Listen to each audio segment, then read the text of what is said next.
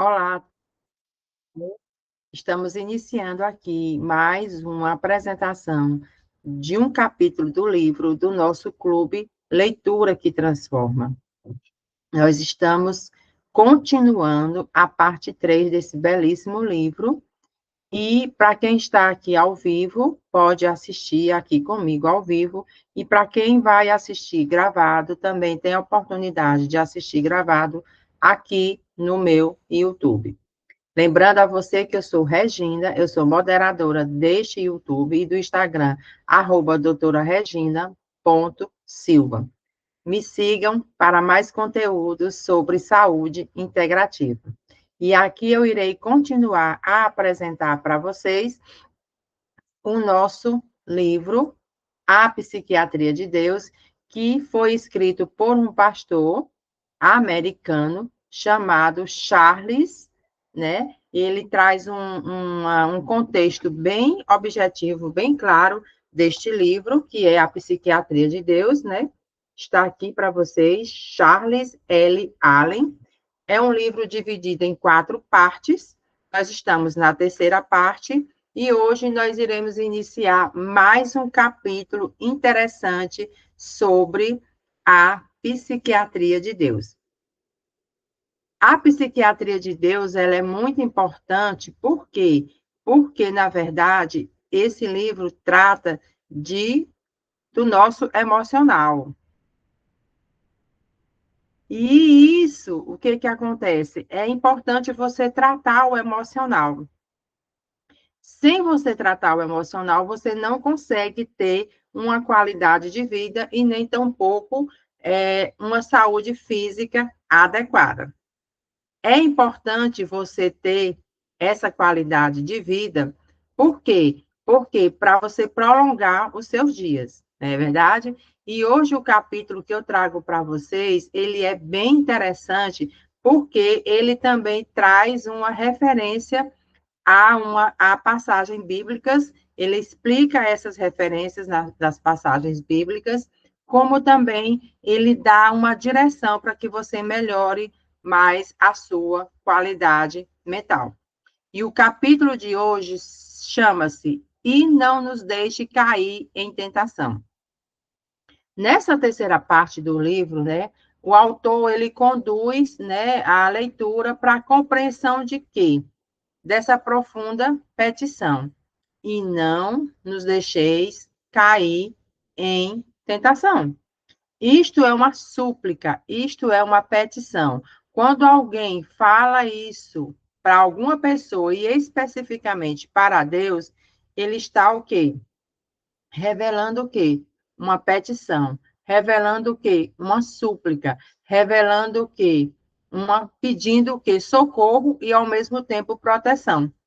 Não é verdade? Então, se a pessoa está nessa situação, então ele está emocionalmente abalado. Quem pode resolver todo esse problema? Deus. Deus Pai, Deus Filho, Deus Espírito Santo, né? E aqui o autor ainda mostra que Jesus, ele não nos ensina a negar a nossa fragilidade. Então, se você está se sentindo frágil, se você está se sentindo triste, você não pode negar a sua fragilidade, mas sim o quê? Reconhecê-la e falar para Deus. É importante essas duas frases: reconhecer a fragilidade e falar para Deus, né? A tentação, ela não é o quê? Exclusivamente um pecado que não tem jeito, né? Mas é uma vulnerabilidade humana que eu posso passar e você pode passar. O perigo não está em ser tentado, mas o quê? Caminhar sozinho, se sentir abandonado, se sentir que não tem amigos e se sentir que Deus não está no controle. Esta é a grande parte. Esta é a dificuldade que a maioria das pessoas tem quando estão em pecado ou quando estão em tentação. É importante você entender que a Escritura fala também de todas essas coisas, né? E eu trago aqui uma referência para você que está em 1 Coríntios, capítulo 10, versículo 13, onde diz: Não vos sobreveio tentação que não fosse o quê? Humana. Mas Deus é o quê? Fiel. E não permitirá que sejais tentados além do que podeis o quê? Suportar. Então, o que é que a gente tem que entender com este versículo?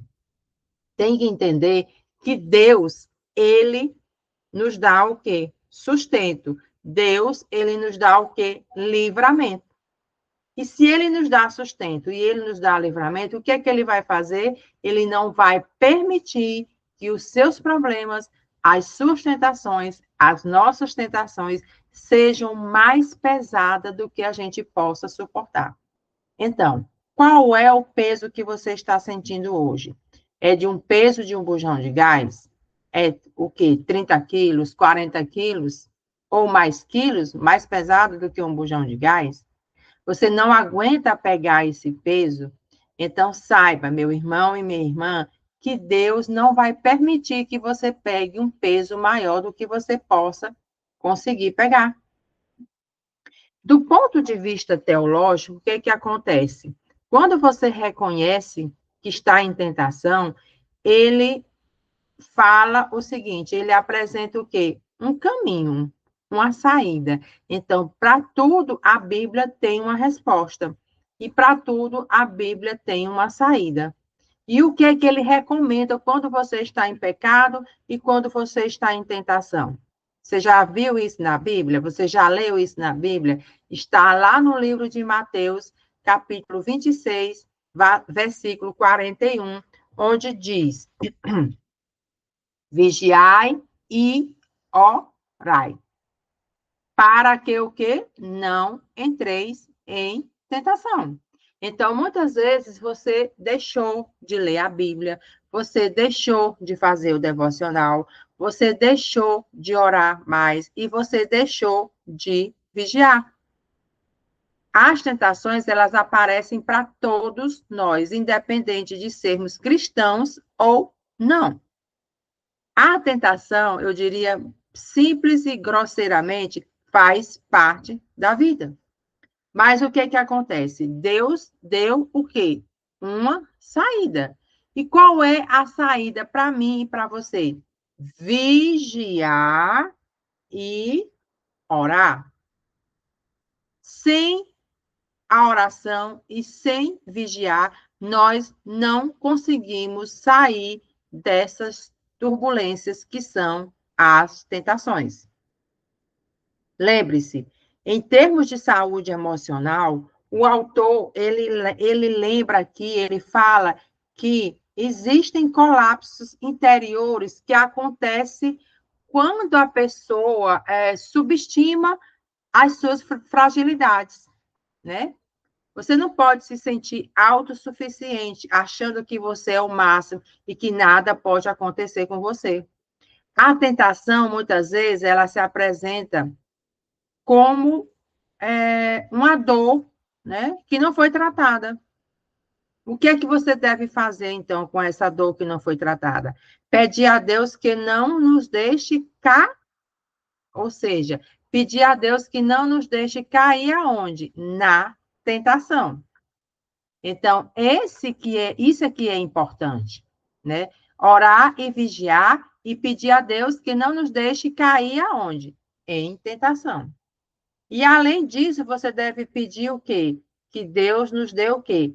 Discernimento, sabedoria, para que a gente possa o quê? Subsistir e aguentar e suportar qualquer tipo de tentação. Jesus, ele foi também tentado. Você lembra disso na passagem da Bíblia?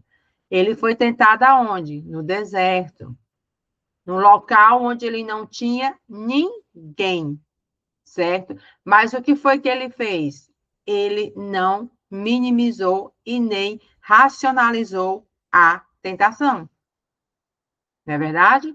Então, o que que Jesus fez? Ele aguentou a tentação, resistiu à pressão e se livrou da tentação. Não é verdade? Então, a tentação, ela revela áreas da nossa vida que a gente não tem nem ideia. de quais sejam essas áreas. Só que o autor aqui ensina que Deus, ele não apenas nos livra da tentação, mas ele trabalha nas nossas raízes emocionais que a alimentam. Não é verdade?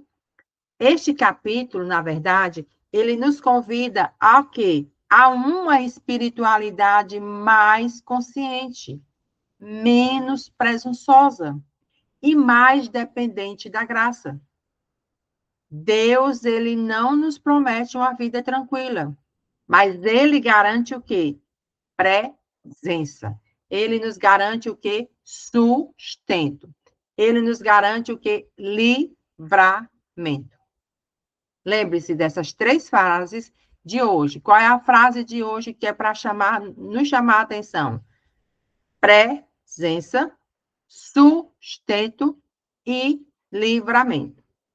Eu espero, meu irmão e minha irmã, que está assistindo aqui ao vivo comigo, ou que está assistindo a versão gravada aqui do YouTube, permita que você entenda que este ensinamento te leve a uma oração mais vigilante e mais sincera. Que nós possamos pedir a quem? A Deus Pai, Deus Filho, Deus Espírito Santo, que nos guarde de qualquer tipo de queda e nos fortaleça antes de que cairmos totalmente no esgotamento. Não é verdade? Por quê? Porque nós devemos entender que há esperança em Cristo. Para quem reconhece o quê? As suas fraquezas, busca Deus como refúgio. E a minha oração para você aqui hoje é que nós possamos encerrar esta apresentação deste capítulo pedindo a Deus o quê? Discernimento. Pedindo a Deus que ele nos revele. Pedindo a Deus que ele nos dê entendimento, olhos atentos, coração humilde, espírito fortalecido para resistir às tentações diárias. Essa é a minha oração que eu trago para você aqui, meu irmão e minha irmã. Em Cristo há livramento. Em Cristo há cura interior. Em Cristo há esperança renovada para cada passo da minha caminhada, da sua caminhada. Que Deus Pai, Deus Filho, Deus Espírito Santo possa te dar essa visão, possa te dar discernimento e que possa fazer com que você tenha um dia abençoado, vigiante e que você ore constantemente para obter os livramentos de Deus para a sua vida e para a minha vida. Eu agradeço imensamente a contribuição de todos e de todas e peço a todas vocês para me seguir lá no Instagram, @doutoraregina.silva, onde eu apresento para você uma escola chamada Mulher Inteira, onde eu ajudo mulheres a cuidar da saúde emocional e da saúde física. Para quem não sabe ainda, eu sou doutora em saúde e trabalho com mulheres que estão na fase da menopausa. Obrigada pela presença de todos e de todas e até a próxima oportunidade com o próximo capítulo. Até!